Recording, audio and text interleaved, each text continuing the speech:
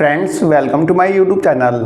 Friends, Delhi में चुनाव की आचार संहिता लगने के कारण इस बार के यूनियन बजट में दिल्ली को कुछ खास नहीं मिल पाया, क्योंकि चुनाव आयोग ने पहले ही बोल दिया था कि इस बजट में दिल्ली से संबंधित कोई घोषणाएं नहीं की जाएगी। हाँ, लेकिन यहाँ पे केंद्र सरकार ने मिडिल क्लास को एक बड़ी राहत दी है, और बड़ी राहत यह है कि 12 लाख तक की इनकम यदि किसी इंडिविजुअल की है तो उस पर उसकी इनकम टैक्स की लायबिलिटी जो है नील आएगी।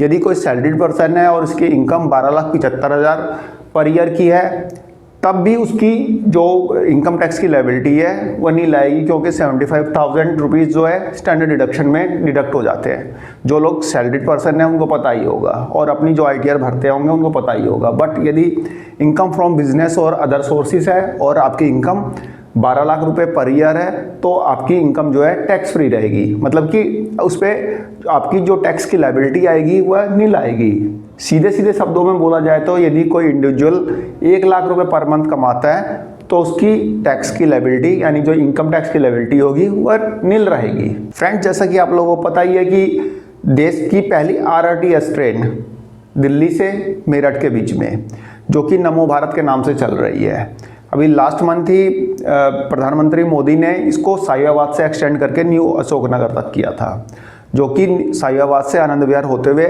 न्यू अशोकनगर तक फिलहाल ऑपरेट हो रही है। मतलब कि अशोकनगर से आपका मेरठ के बीच में ऑपरेट हो रही है, और जल्द ही इसी साल में यह जो ट्रेन है सराय काले खां से मेरठ के बीच में ऑपरेट होगी।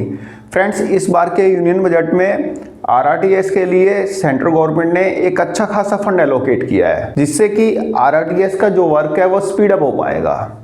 फ्रेंड्स, फाइनेंशियल ईयर 2025-2026 में सेंट्रल गवर्नमेंट ने जो RRTS को फंड दिया है वह है 2,918 करोड़ रुपए।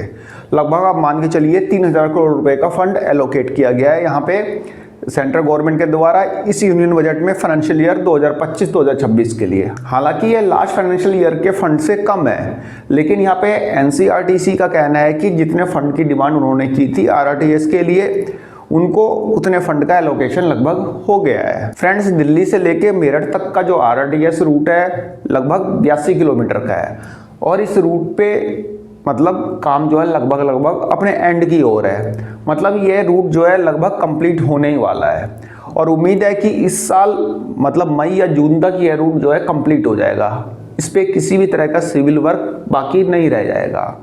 देन उसके बाद नंबर आएगा अपना दिल्ली से लेके अलवर तक के रूट का और दिल्ली से लेके पानीपत तक के रूट का, जिसका काम स्टार्ट होगा। फ्रेंड्स, फिलहाल ये दोनों रूट्स जो है अभी सेंट्रल गवर्नमेंट के अप्रूवल की बाट जो रहे हैं। फ्रेंड्स, दिल्ली से लेके पानीपत तक का जो रूट रहेगा उसका अप्रूवल ऑलरेडी मिल चुका है हरियाणा गवर्नमेंट से। 2020 में ही हरियाणा गवर्नमेंट ने इस रूट का अप्रूवल दे दिया था और इसकी DPR भी कंप्लीट कर दी थी।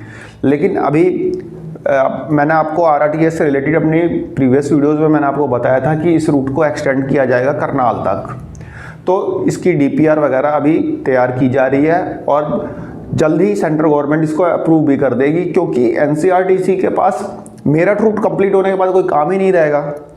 भाई, जब उसका काम ख़त्म हो जाएगा, दिल्ली से लेकर मेरठ तक की RRTS कंप्लीट हो जाएगी, तो उसके पास क्या काम रहेगा? तब अगला नंबर तो दिल्ली से अलवर और दिल्ली से पानीपत रूट का ही आना है ना। तो जल्दी आपको इस साल में ये दोनों नए रूट पे काम होता दिखाई देगा, क्योंकि सेंट्रल गवर्नमेंट इसे जल्द ही अप्रूव कर देगी। तो देखते हैं सेंट्रल गवर्नमेंट इस साल कब तक इन दोनों रूट्स को अप्रूव करती है, ये तो आने वाला टाइम ही बताएगा। फिलहाल जो बजट एलोकेट किया गया है उससे RRTS के जो वर्क है वह गियर अप हो गए। तो फ्रेंड्स, एक छोटी सी इंफॉर्मेशन थी, आई होप आपको पसंद आई होगी। धन्यवाद, नमस्कार।